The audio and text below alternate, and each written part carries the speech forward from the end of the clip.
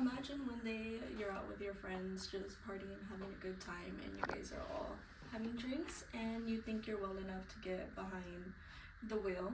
So you do that, and then on your way home, you end up in a collision with another car. So from this moment on, incident has changed your life and their life. So don't let one bad mistake ruin your life or someone else's. So I'm going to tell you all today about the problems that come with drinking and driving. As we all know, we all go to SDSU. We have a reputation for being a party school. So this is a common issue that most likely could happen to one of us or someone we know. I've done extensive research from multiple sources about this topic, learning about mind-blowing statistics and laws against drinking and driving.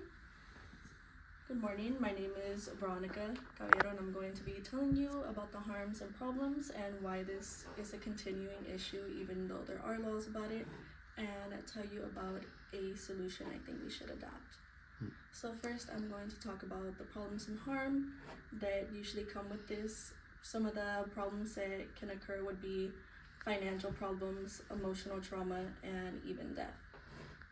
So I'm going to talk about the financial stress that can come from this. So drinking and driving. So when you get into an accident, there are many associated costs that can come with it. First, if you're the one that hit someone else, you have to go to DUI school, which can be pretty costly.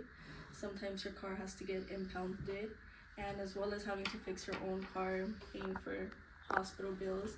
So according to Shell's California Law Group, a DUI in California can run from $8,000 to $25,000. So as you can see, it can get pretty costly for one person, especially since young people are tended to make mistakes like college students. This could be something that's out of their financial budget as well. And as well as causing emotional trauma to yourself and the other person that is affected in the accident. So there's actually statistics that show that a lot of people that are a victim in accidents suffer from PTSD, anxiety, and depression to where it could be so bad they don't even want to drive again or even be in a car afterwards. And while these other two issues are very important and bad, one of the consequences of this as well is death. So you could take your own life or someone else's life from this.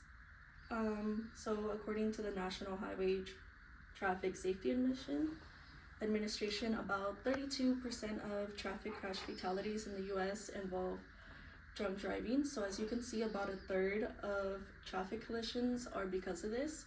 So it's a completely preventable thing, and this is where a third of our accidents are happening.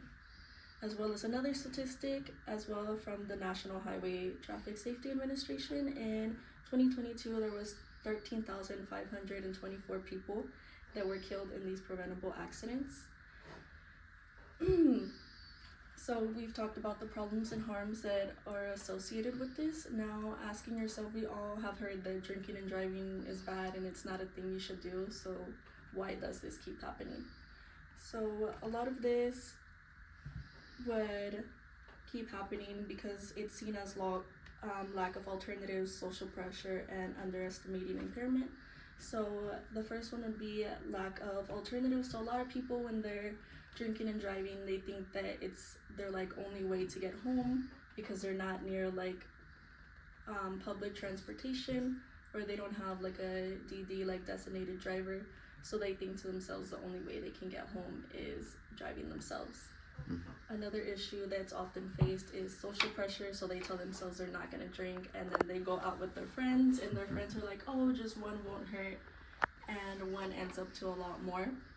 So a lot of the time they'll put their social status above their own life and someone else's life. As well as a lot of people tend to underestimate their impairment, like what drinking can really do to you.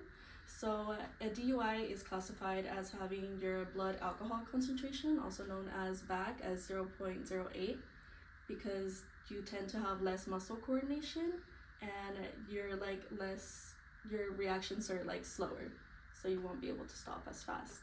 So a lot of the time from this, people be like, oh, I've only had a couple, or a lot of people tend to think of themselves as high tolerance, so it won't really be an issue for them. So now that you know a couple reasons on why people continue to do this, I wanted to talk about a solution. So while the US has done a great job about bringing, like, this is a very like shown media thing, like you see it all over, everyone knows that that's something you shouldn't do, but yet more than 13,000 people are dying every year. So I took a look at other countries on what they do, and I looked at France, and they have under 1,000 deaths per year. So it's not a total solution, but it drastically reduces the statistics from 13 to 1,000. So in France, actually, they have this thing where it's single-use breathalyzers, and up until a couple years ago, it was mandatory for you to have this in your car. You needed to have two, so the idea was you would have one for yourself, and if it was too high, you could test again later to see if it was lower, or if you were with a friend, both of you guys could test, and if one of you guys happened to be lower, then your friend would drive. So that would be the idea of it. And as well as these would be at your convenience stores. They're like $3 like in France, as well as also on Amazon. I've looked, there's like little ones you can get on your keychains, and they would be like $40, and $40 is way less compared to the average of 8,000 to 25,000 of a DUI. So that would be my preventative step that I have here. So it's just showing you like what you can do, like it's giving you like a little link to the cost of the one you can keep with you, and then the disposable, like how much would be per count. And then I wanted to show you a video on kind of just like an awareness, like kind of like the after effects of someone that like survives one.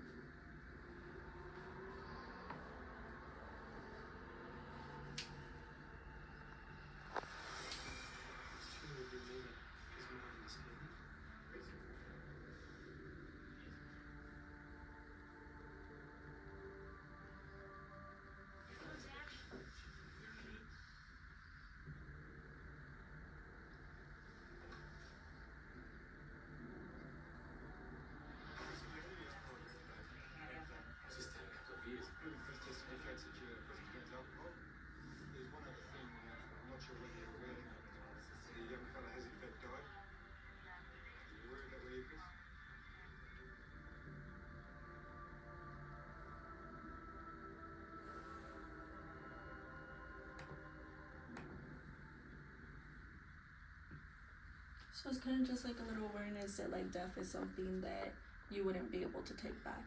So I've gone over solutions, problems, and harm, and why this continues to happen. So I hope next time you think about the plan to action, getting a breathalyzer, or even just a single-use ones before next time you go out. Thank you. All right.